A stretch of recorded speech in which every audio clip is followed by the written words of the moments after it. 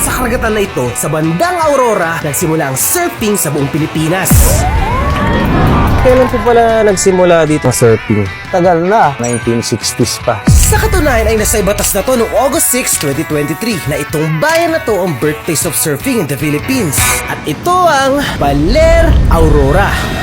Kaya today magpapaturo tayo dito ng surfing and let's see kung kaya ko ba makapag-balance sa alon. Kaya watch till the end. So si Kuya Jasper ang magtuturo sa atin ngayon. Kuya, ano ba ang first step na kailangan natin gawin? Ang pagsakay sa board, depende kung ano yung stance mo. May regular, may gupi. 2 stance lang kasi yan. Yung regular, front side.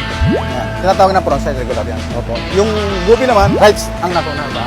I found out na mas komportable pala ako sa regular stance. At habang tinuturan ako ni Kuya Jasper, today, alamin na rin natin kung paano ba nagsimula ang surfing culture dito. Pati na rin na nangyari sa kuna na kumitil na maraming buhay dito sa Baler. Mahabang panahon na ang nakalipas. At syempre, pupunta rin tayo kung saan maganda pumasyal, pati na rin kung saan masarap kumain dito ayon sa mga lokal. Adventures! Magmula Metro Manila ay bumiyaya ako by bus for almost 5 hours bago ako makarating ng Baler. Part po ba ng Quezon Province ang Baler? Hindi, Aurora. Kaya sila nagkakaroon ng ganung misconception. Dati kasi, ang Aurora, part ng Quezon. Quezon, dati. Pero bago yun, bago naging full-fledged province ang Aurora, naging sub-province muna sa ng Quezon. Opo. Naging full na Aurora province lang ang Aurora. Independent. Noong 1979.